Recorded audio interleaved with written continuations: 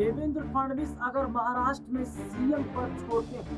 देवेंद्र फडणवीस अगर सीएम कुर्सी से इस्तीफा देते हैं तो महाराष्ट्र में कौन बनेगा अगला मुख्यमंत्री और क्यों महाराष्ट्र में इस बात की चर्चा खूब जोरों से हो रही है कि देवेंद्र फडणवीस को अब सत्ता का सुख ज्यादा नहीं मिल पाएगा और क्यों बीएमसी के चुनाव अगले साल होने वाले उस चुनाव से पहले एक बड़ा फैसला किया गया है। जी हाँ, किसकी तरफ से? महायुति में शामिल, महायुति के साथ गठबंधन में एकनाथ शिंदे की तरफ से कि वो शायद महायुति के साथ मिलकर चुनाव ना लड़े। नमस्कार, मैं हूं राहुल शर्मा और आप देखना शुरू कर चुके हैं आज की सबसे बड़ी खबर। और आज की इस बड़ी खबर में हम चर्चा कर रहे हैं महाराष्ट्र की। महाराष्ट्र में जो सियासत इस वक्त शुरू हुई है, महाराष्ट्र की जो सियासत देखने को मिल रही है वो जाहिर तौर पर ये बताती है कि क्या महायुति में जो बड़ी तकरार हो गई है, महायुति में जो बड़ी फूट पड़ गई है, क्या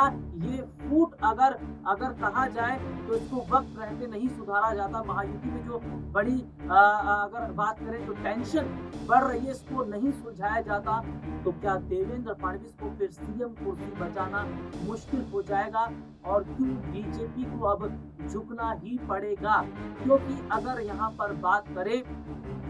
तो एक नाथ शिंदे और अजीत पवार, इन दोनों का बहुत बड़ा जो रोल है वो महायुति के साथ है। और बीजेपी की बात करें तो 132 सीटें तो जरूर है, लेकिन उन्हें थोड़े और जरूरत भी चाहिए विधायकों के लिए, थोड़े और विधायक भी चाहिए ताकि सरकार बनी रहे। और 132 से तो आप मुख्यमंत्री पद पर नहीं बैठे रहेंगे, तो ऐसे में एकनाथ शिंदे जाते हैं तो अजीत पवार के भरोसे, लेकिन यहाँ पर तो एकनाथ शिंदे और अजीत पवार दोनों महायुति से अलग होने का मन बना रहे हैं। इसके पीछे की एक सबसे बड़ी वजह ये भी कही जा रही है कि जो मौजूदा वक्त के हालात हैं, जो मौजूदा समय की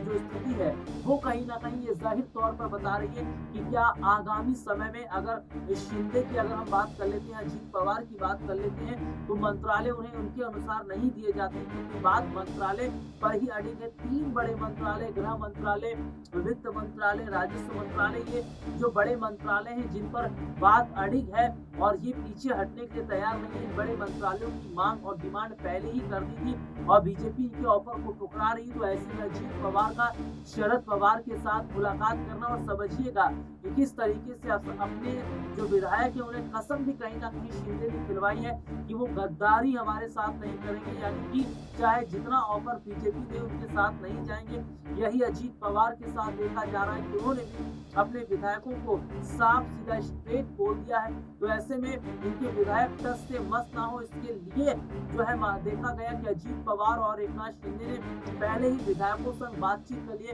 लेकिन अब क्या वाकई देवेंद्र फडणवीस को यहाँ पर झुकना पड़ेगा? क्या अमित शाह ने जो फैसला लिया है या बीजेपी आलाकमान ने जो फैसला लिया है कि जो बड़े मंत्रालय उसे हम अपने पास रखेंगे, तो ऐसे में क्या कहीं मंत्रालय के चक्कर में फडणवीस की सरकार ना गिर जाए, बीजेपी की सरकार ना गिर जाए? क्योंकि यहाँ पर देखा जाए तो 57 विधायक